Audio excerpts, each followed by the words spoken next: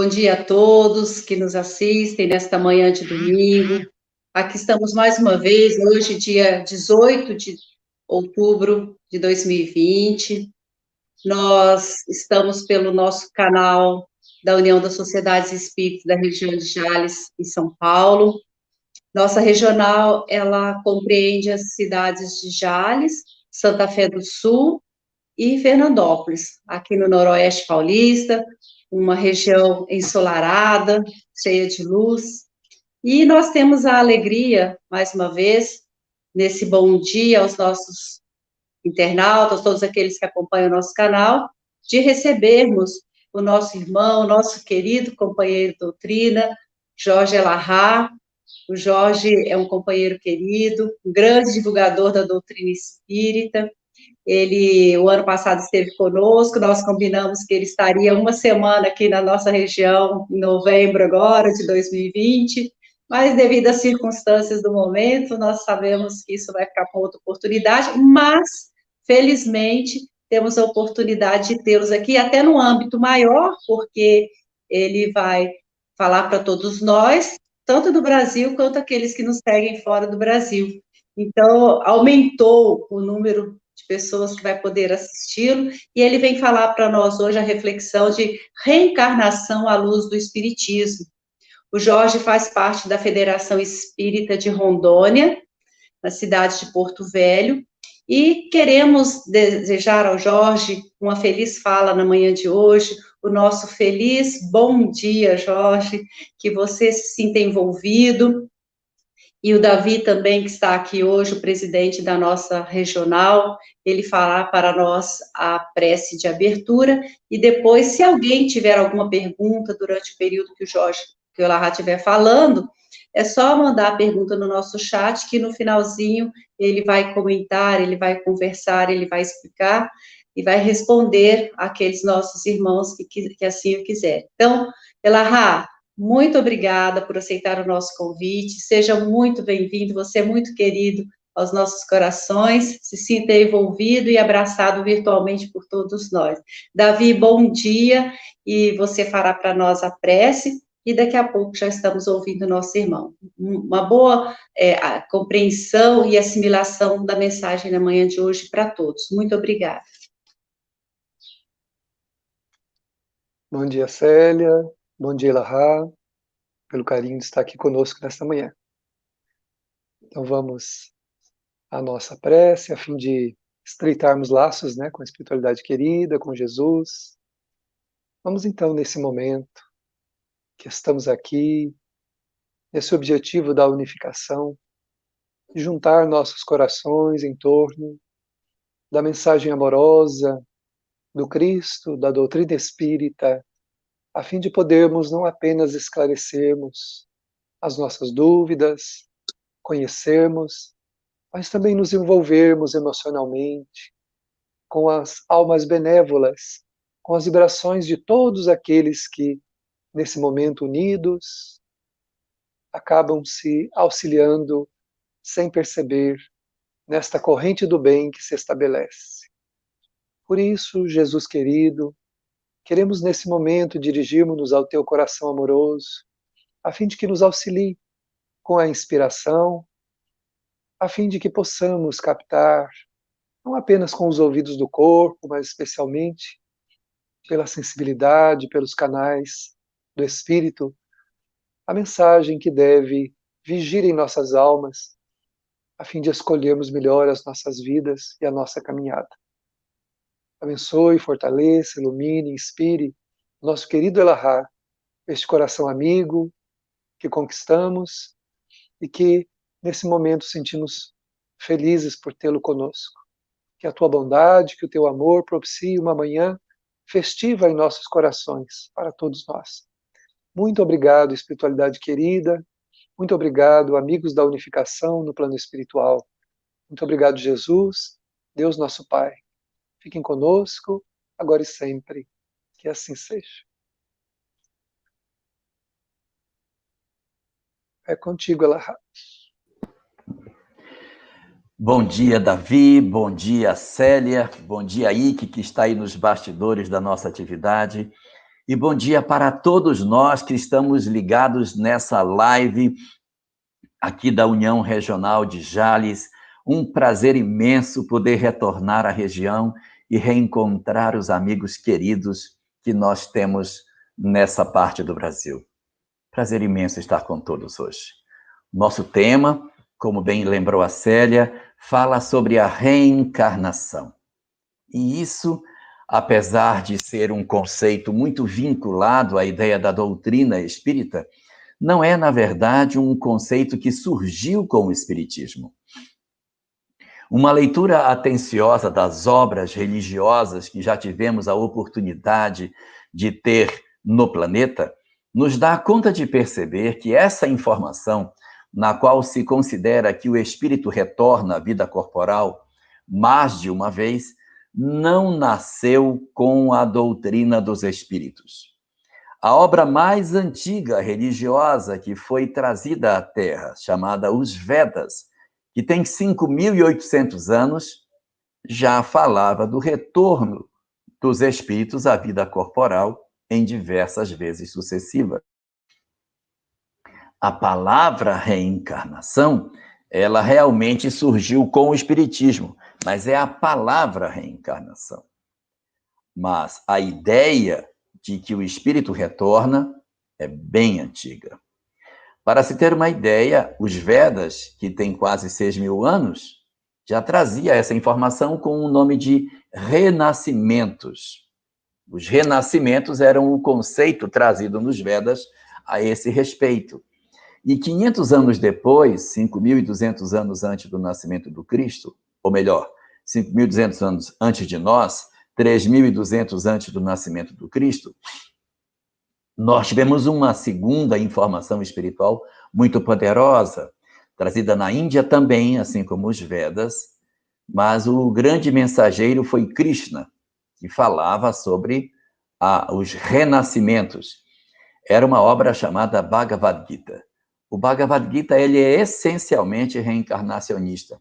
Fala da lei de causa e efeito, fala de todo o processo de como é que as almas renascem várias vezes, como é o processo da evolução dos espíritos a partir desse grande mecanismo. E existe no canto segundo, o Bhagavad Gita é feito de 18 cantos, mas no canto segundo, no verso 22, Arjuna, que é quem interage com Krishna durante toda a obra, Arjuna pergunta: Krishna, o que acontece com a alma que ainda não se depurou numa existência? E o Krishna responde: assim como nós trocamos de veste, o espírito também troca de corpo, tantas vezes quantas se fizerem necessárias até alcançar a perfeição.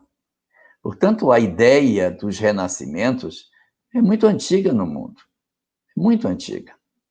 Na área do Oriente também, um pouquinho mais para o Ocidente, na região do Nepal, nós vamos encontrar uma outra mensagem, que é a mensagem do Buda, 600 anos antes do nascimento de Jesus, que é uma mensagem calçada fundamentalmente na ideia de que as almas voltariam várias vezes. O Buda, com o seu conceito da chamada metempsicose, traz para nós o conceito do retorno da alma à vida corporal, com a diferença de que, no budismo, existe a possibilidade do retorno da alma humana em animais, o que para a doutrina espírita não é considerado como sendo um fato doutrinário.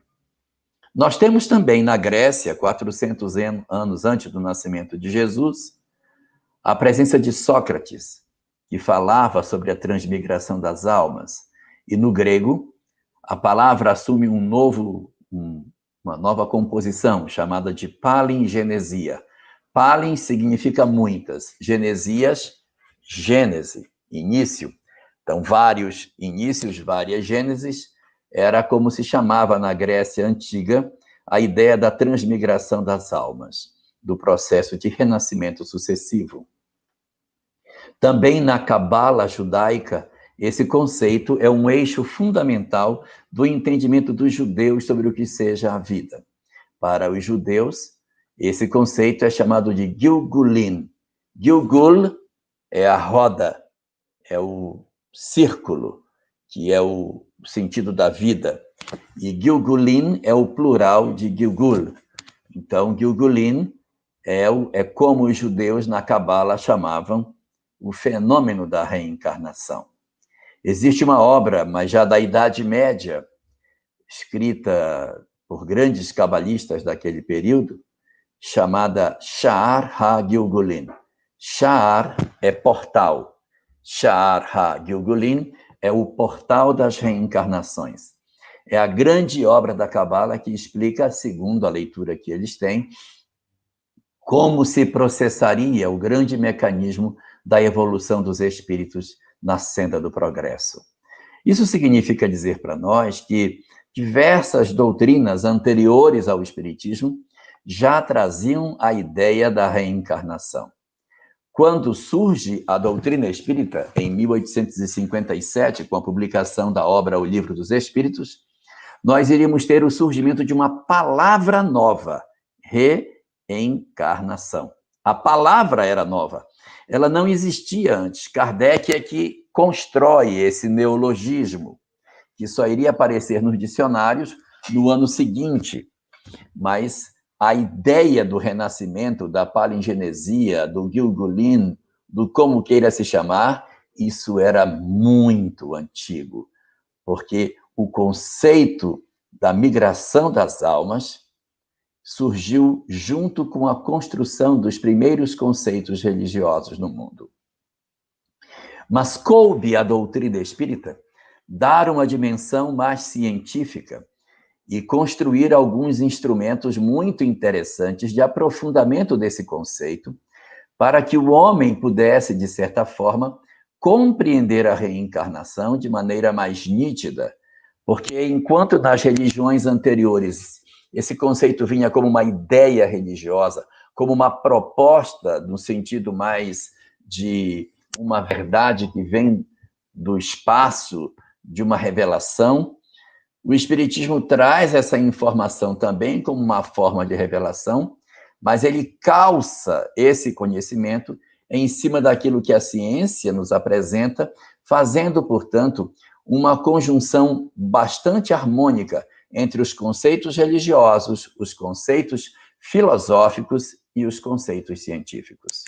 Como bem sabemos, a doutrina espírita foi construída a partir da revelação trazida pelos espíritos, e Allan Kardec, conjugando as perguntas e respostas que eram obtidas nas várias reuniões mediúnicas que eram feitas em diversos grupos, foi construindo do nada um conjunto de peças de um quebra-cabeça completamente desmontado, construindo assim a harmonia dessas peças até formar um corpo de doutrina que fosse bastante coerente, lógico, e que estivesse consentâneo com tudo aquilo que a ciência apresenta para nós.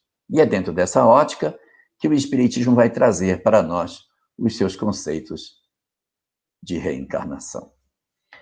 Pelo ângulo da chamada filosofia, a reencarnação vai responder às grandes indagações. Por que somos tão diferentes? Por que uns sofrem mais e uns sofrem menos? Por que a vida de uns é mais fácil, a de outras mais difíceis? Por que as pessoas têm diferentes aptidões? Da onde vem a genialidade, a ignorância? Por que uns são mais felizes? Por que uns têm vida longa, outros têm vida curta? Por quê, meu Deus, por quê? Os porquês da vida, as razões das aparentes diferenças que nós temos, elas se dissolvem diante do conceito da reencarnação. Porque é a partir do momento em que nós compreendemos que a vida é maior do que a existência, que se dilata diante de nós uma compreensão profundamente diferente. O Espiritismo vem falar para nós que o período em que nós vivemos do berço até o túmulo, nós conceituamos isso como sendo existência. Essa é uma existência corporal.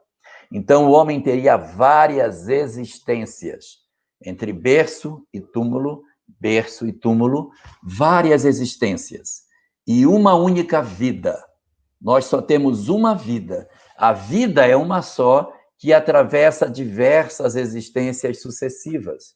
E nós, portanto, desenvolvemos as nossas potencialidades a partir dessas várias existências corporais, aonde o espírito tem a chance de exercitar as suas virtudes na direção do progresso.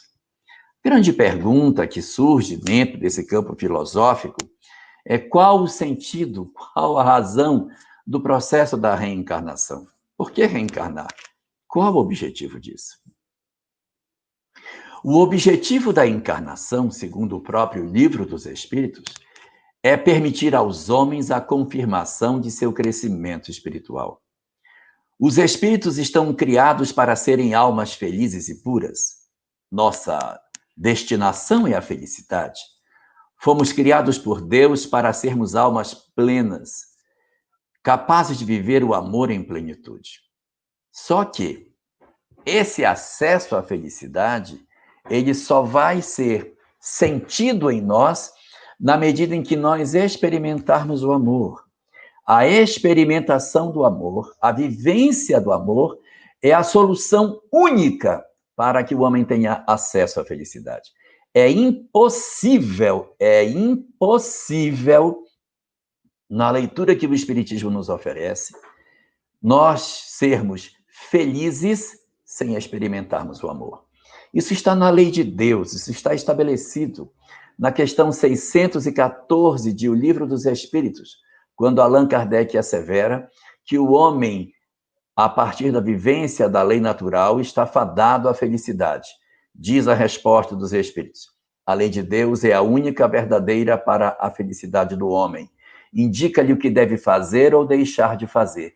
E ele só é infeliz quando dela se afasta. Isso significa dizer que, quando nós, obrigatoriamente, vivemos o amor, nós caminhamos na direção da felicidade. Então, eu preciso aprender a amar, eu preciso amar, eu preciso viver esse sentimento para que eu consiga ser feliz. Isso está atrelado uma coisa na outra. Felicidade e amor são duas faces de uma mesma moeda e não tem como nós alcançarmos uma sem a outra. Portanto, assim, o homem precisa desenvolver as suas potencialidades, ele precisa aprender a vivenciar esse amor de forma mais efetiva. Como que ele vai, então, vivenciar e demonstrar esse amor? É verdade que nós poderíamos, no mundo espiritual, demonstrar isso, dizer que nós amamos e fazer os nossos votos e termos uma vida razoavelmente alinhada com isso. Mas não é suficiente. Sabe, a vida no mundo espiritual, ela tem, para nós, alguns instrumentos que dificultam saber se nós efetivamente somos bons. Porque nós estamos diante da realidade mortal. Nós estamos diante de tudo aquilo que representa a ideia da existência de Deus, da necessidade do bem, da imortalidade, do progresso. Então, do lado de lá, quando nós despertamos para as realidades do Espírito, nós dizemos, não, eu tenho que amar, sim, eu tenho que perdoar. E os Espíritos, por conta disso, conseguem ter uma compreensão e uma vivência, uma forma de interpretar as suas vidas muito mais alinhadas com o pensamento da lei de Deus. A grande pergunta que se impõe é, mas essa compreensão, ela é realmente, já está incorporada nesse ser? Ele realmente já entendeu a necessidade do amor para a felicidade? Isso é verdade mesmo? É verdade. Então vamos verificar se é verdade. A encarnação é o melhor instrumento para provar a nós se nós efetivamente somos bons. Porque o que acontece? No fenômeno da reencarnação, neste tipo de mundo que nós vivemos, que é um mundo ainda bastante material, ocorre um processo de acrisolamento. O espírito ele vai se agasalhar dentro de um corpo muito denso. É diferente nos mundos mais avançados, onde os corpos são mais sutis. Mas na Terra, onde os corpos são muito densos, o processo de encarnação nosso, ele promove, por consequência da densidade dos nossos corpos, um apagamento razoável da nossa memória. É o chamado véu do esquecimento. E, nesse sentido, os espíritos foram muito precisos na definição desse termo, véu do esquecimento. Porque o que é um véu? Um véu é um objeto que ele se interpõe entre os olhos e alguma coisa e que nos dificulta de ver, mas não nos cega, não apaga tudo, apaga apenas uma parte da nossa memória. Nós, portanto, perdemos uma parcela das nossas convicções, das nossas ideias, daquilo que nós pensamos, de tal sorte que esse processo de apagamento da memória permite que fique aceso no nosso eu apenas aquilo que é verdadeiramente mais íntimo dentro de nós. Somente aquilo que é mais profundo dentro das nossas almas é que efetivamente desperta conosco no mundo físico. Todas as nossas aparentes conquistas, todas as nossas crenças que não estavam realmente enraizadas no cerne da nossa alma, elas vão ser apagadas. Eu vou esquecer, porque não estava, na verdade, no meu interior. Estava numa fração do meu eu que era da minha racionalidade. Na hora que eu passo pelo esquecimento do passado, eu renasço no mundo físico, eu só renasço com aquilo que verdadeiramente são conquistas que eu realmente consegui fazer. Então, ao renascermos na Terra, nós estamos entregues às nossas convicções mais profundas.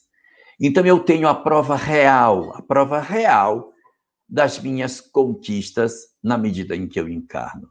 Encarnar, portanto, é dar a prova para o universo, é dar a prova para mim mesmo e me apresentar diante da lei com as reais conquistas que eu consegui fazer. É por isso que é tão importante o processo da reencarnação, porque ele dá ao homem a condição dele provar aquilo que ele efetivamente já conquistou. E, ao mesmo tempo, é a chance, por conta desse esquecimento, de fazermos um novo futuro para nós. Porque nós temos a oportunidade de esquecer duas coisas que são vitais para o nosso progresso. Esquecer o mal que fizemos e o mal que nos fizeram. Então, esquecer o mal que fizemos nos dá a condição de nós conseguirmos avançar. Eu não ficar fixado naquilo que eu fiz de errado, o que eu fiz, remoendo minhas culpas, meus erros, minhas faltas, meus tropeços, que me impede de caminhar. Essas condições do passado, elas me impedem de poder ir para a frente, de poder fazer novas conquistas. E, ao mesmo tempo, permite que eu esqueça o mal que me fizeram. Porque alguns de nós estamos remoendo dores de séculos, milênios passados, por conta de algo que nos fizeram. E se nós ficássemos no mundo espiritual, nós dificilmente conseguiríamos esquecer essas dores, essas dificuldades que o mundo nos apresenta e que a gente precisa, de alguma forma, vencer. Então, a reencarnação é como se fosse um refrigério na minha mente. Eu esqueço as bobagens que eu fiz. E posso, com isso, caminhar mais leve e construir um futuro feliz, que, de certa maneira, vai ajudar a abonar as faltas que eu cometi no ontem. E, ao mesmo tempo, eu posso esquecer um pouco daquele mal que me fizeram. E, assim, eu poder caminhar com um pouco mais de velocidade na direção do progresso. É essa leitura que o Espiritismo nos apresenta para nos dizer o quanto é importante para nós o grande fenômeno da reencarnação, pela ótica filosófica que o Espiritismo possui, apresentando para nós o sentido mais exato do porquê que Deus, o soberano Senhor, estabeleceu esse como um mecanismo para o grande fenômeno evolutivo da criatura humana. E o mais interessante de tudo isso é que existe um atributo de Deus que diz que Deus é justo e bom. Uma leitura atenciosa das obras doutrinárias nos vão mostrar que Deus ser justo e bom não são dois atributos, é um atributo só. Todas as vezes que nas obras espíritas aparece que Deus é justo e bom, eles não vêm separados. Você não vai encontrar em nenhuma obra espírita assim. Deus é imortal, vírgula, justo, vírgula, único, vírgula, eterno, vírgula, bom. Não aparece. Aparece assim. Deus é único, vírgula, imortal, perdão, imortal não, eterno, desculpa. Deus é único, vírgula, eterno, vírgula, justo e bom, vírgula. Justo e bom é sempre juntinhos. Por quê? Porque não é justo e bom. Ele é justo e bom a um só tempo. E a gente, às vezes, fica com dificuldade de entender. Como pode Deus ser justo e bom a um só tempo, se quando a gente é justo, a gente não é bom, e quando a gente é bom, a gente não é justo? Como nós poderíamos entender essas duas faces aparentemente contraditórias dentro do atributo de um único ser, que é Deus? Então, se Deus é único, se Deus é eterno, se Deus é imaterial, se ele é imutável, ele é justo e bom, se ele é onipotente, como que ele é justo e bom? Como que ele é justo e bom? Então, a gente pega o conceito da reencarnação e pergunta: a reencarnação, na ótica da doutrina espírita, é uma expressão da justiça ou é uma expressão da bondade de Deus? Não dá para responder. Porque quando a gente pensa que é uma expressão da bondade, porque permite aos espíritos uma nova oportunidade para que eles consigam crescer na senda do progresso e assim alcançar a felicidade, nós lembramos que as existências corporais estão todas atreladas com a história do ontem, aonde os equívocos que nós cometemos, eles reaparecem nas existências futuras, exigindo determinadas ações que corrijam essas faltas, fazendo com que a gente perceba que essa bondade de Deus em nos oferecer novas existências está trançada com a justiça. E dizemos, não é da bondade, não. É da justiça, porque o que eu fiz no ontem ecoa no hoje. Não, é justiça, é justiça. Quando eu vou dizer que é justiça, não, mas é uma justiça muito abrandada, meu Deus. Porque só de oferecer inúmeras oportunidades para que você se refaça, só isso já é um indicativo de que você, meu Deus, tem uma bondade maravilhosa por trás disso. Então, ficamos nessa gangorra mental. É justiça ou é bondade? O que é que nós temos na dinâmica desse processo de crescimento do indivíduo? Nós não temos a resposta para essa pergunta, porque Deus não é justo e Deus não é bom. Deus é justo e bom a um só tempo. Então, a reencarnação é a expressão mais nítida da conjunção dessas duas características de Deus em um único atributo que ele possui: justiça e bondade. E exatamente por isso, dentro dessa visão que a leitura filosófica que o Espiritismo nos apresenta sobre a reencarnação nos traz, vem junto com o conceito da reencarnação, o conceito da lei de causa e efeito, que apresenta para nós o fato de que os espíritos que cometeram determinados equívocos numa dada existência, eles muito provavelmente precisarão encontrar experiências que ajudem a solucionar as dificuldades que eles possuem. Porém, na visão da doutrina espírita, o conceito de pagar não é exatamente o que nós encontramos na obra doutrinária, porque ninguém paga o passado. O objetivo não é que o espírito pague pelo aquilo que ele fez. O objetivo, pela lei de causa e efeito, é que o espírito se eduque diante daquilo que ele fez.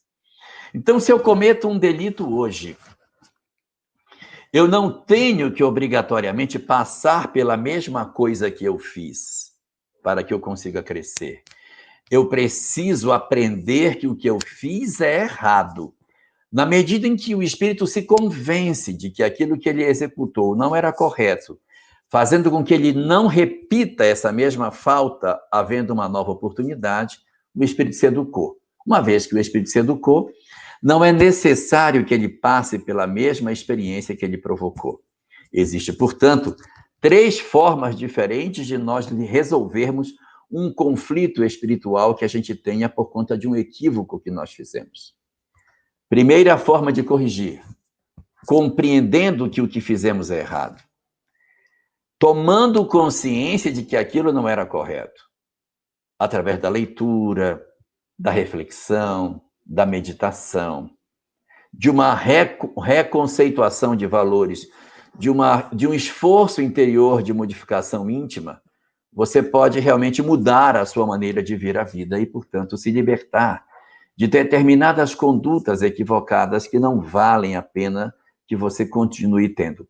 Se o espírito passa por essa experiência e ele aprende por essa via, ele não precisa viver aquilo que ele fez, porque o espírito se educou e ele, portanto, não vai cometer a mesma falta. Segunda forma dele se corrigir.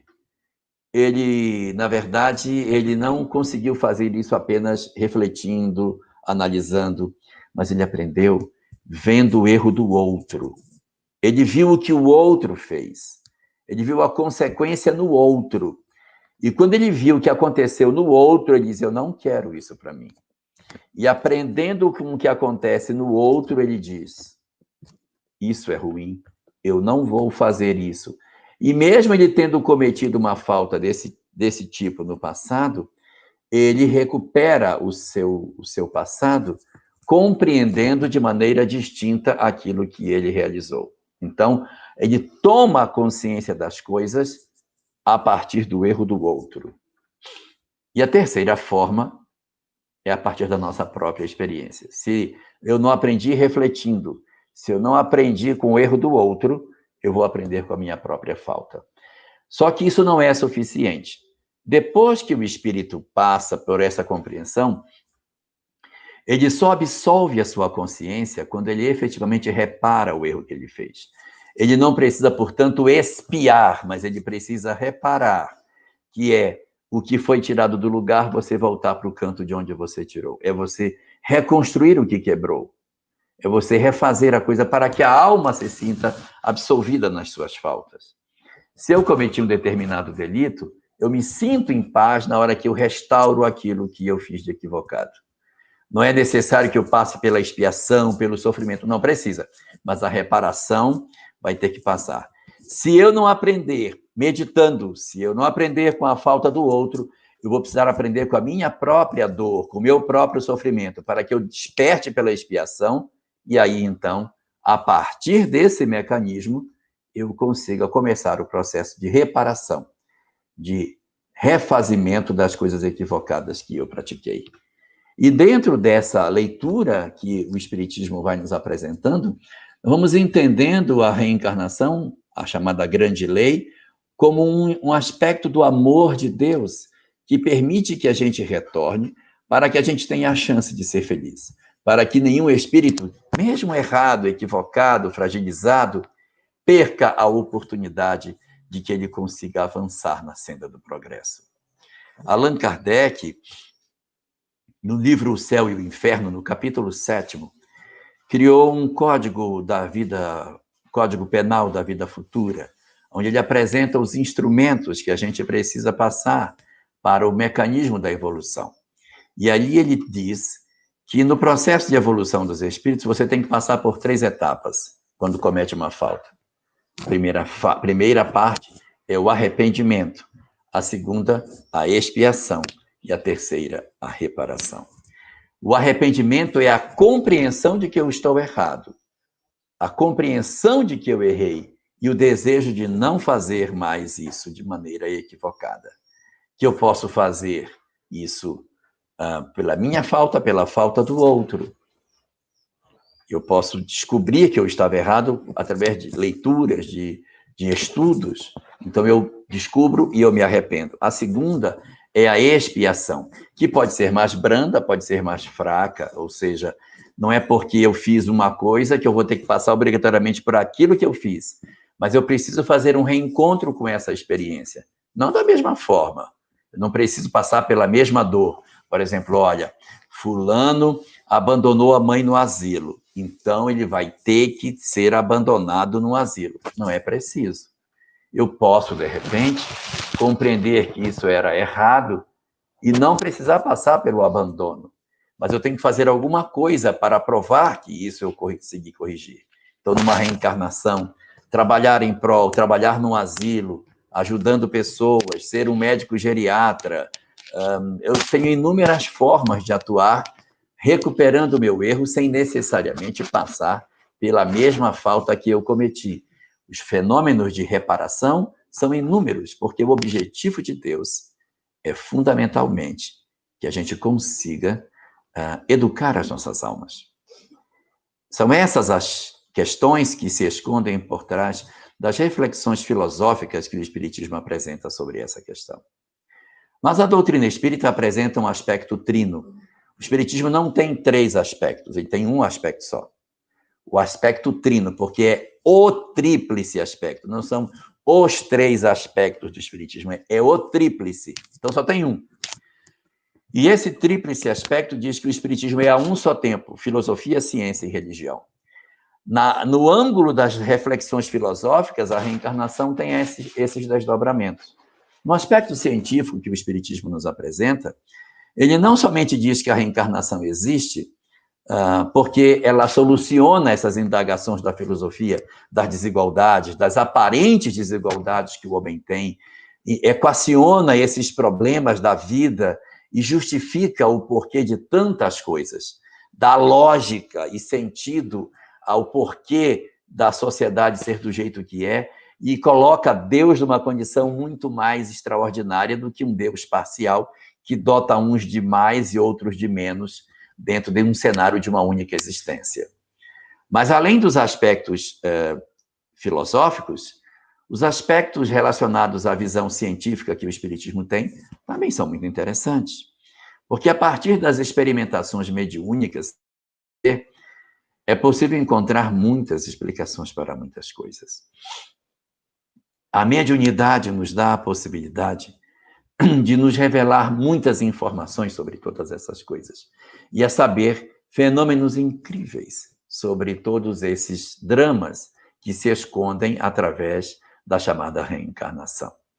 Nós temos vários experimentos feitos por diversos pesquisadores dentro do meio espírita e fora do meio espírita, comentando sobre a questão da reencarnação. Um dos grandes pesquisadores, que por sinal nem espírita era, Dr. Ian Stevenson, traz estudos muito interessantes sobre como que podemos comprovar a existência da reencarnação. Ele possui uma obra chamada 20 Casos Sugestivos de Reencarnação, na qual, na introdução da obra, ele já diz: eu não precisaria de 20 casos, porque um bastaria para provar que a reencarnação existe. E existem centenas, milhares. Ele relaciona na obra 20, que são casos incontestes de fenômenos de reencarnação. E ali vamos encontrar casos de memórias espontâneas, pessoas que nascem relembrando o seu passado de maneira muito nítida, muito clara, e esses companheiros que relembram do passado, que sabem de tudo o que aconteceu no ontem, lembram tudo com muita nitidez e comprovam nomes de pessoas, locais onde viveu, dando uma compreensão muito nítida de que o fenômeno ele é verdadeiramente real.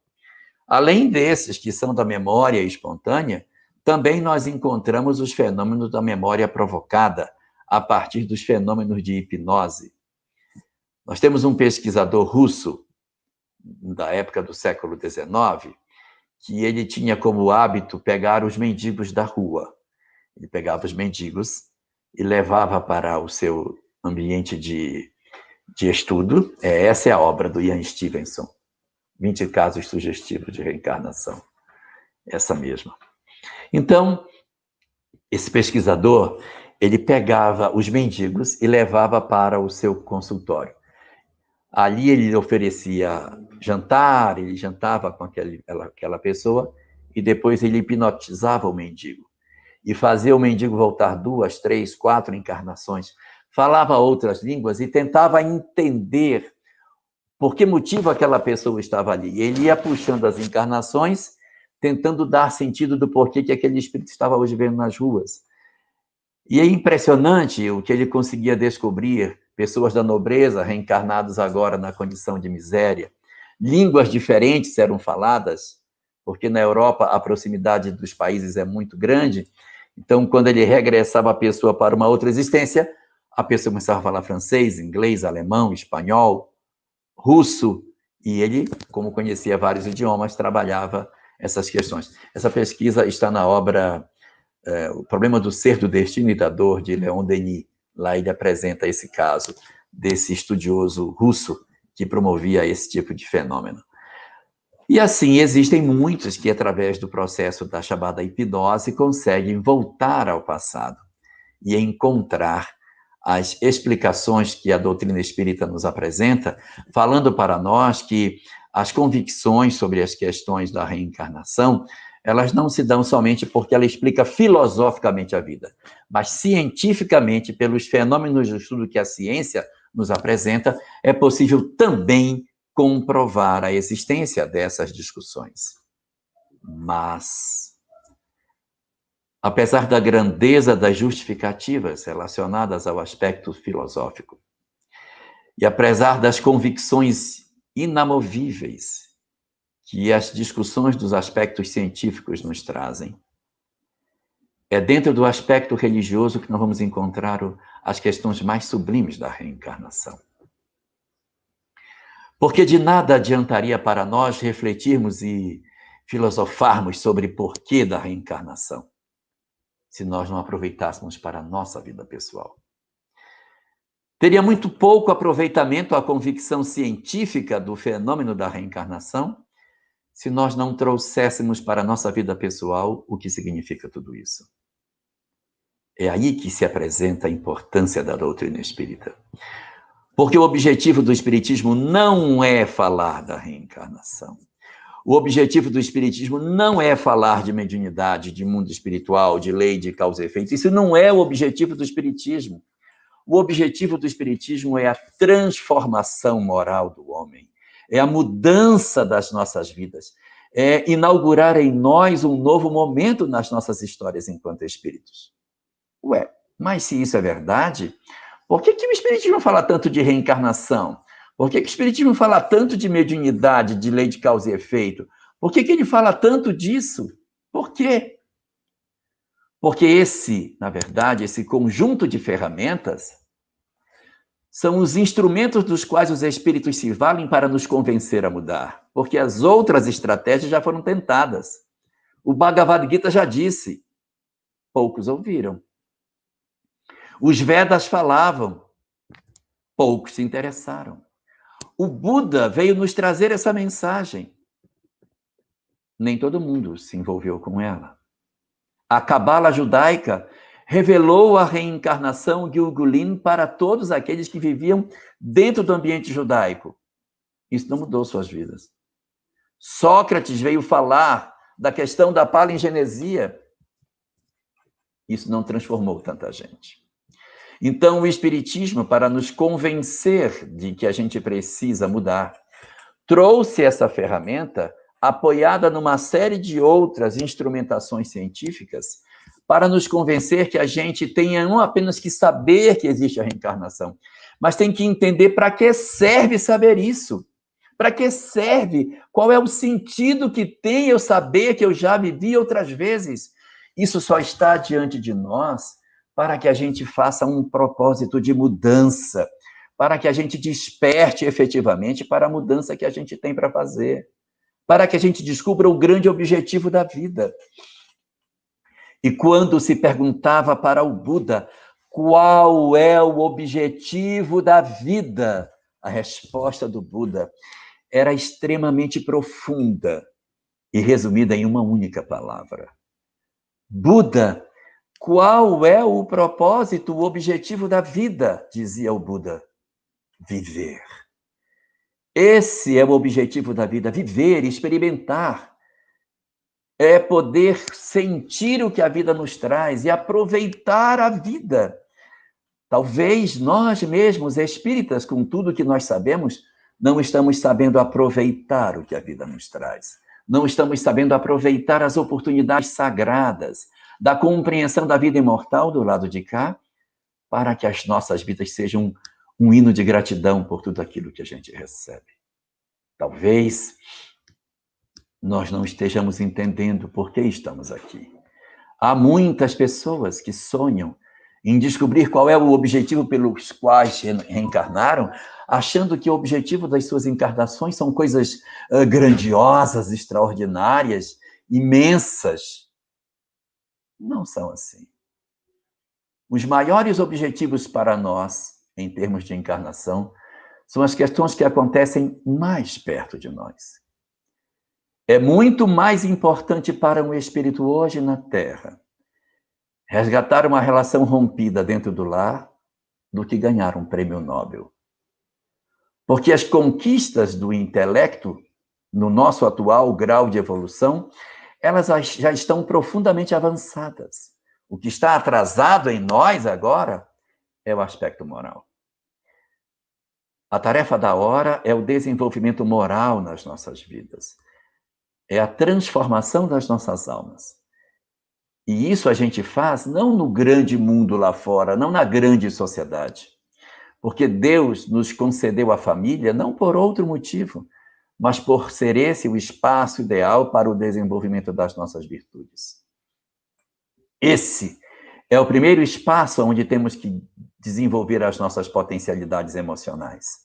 Então, quando nós, através da doutrina espírita, aprendemos e descobrimos que a vida é muito mais do que a existência física, não é simplesmente para que a gente saiba, mas é para que a gente viva esse conceito.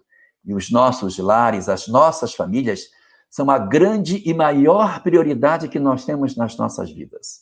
Assim, aproveitemos os nossos dias na Terra, transformemos as nossas horas em momentos singulares para o nosso crescimento espiritual, para que valha a pena cada dia que nós vivemos na Terra, para que faça sentido todo o investimento que o Espiritismo vem fazendo nas nossas almas em trazer tantos conhecimentos para todos nós.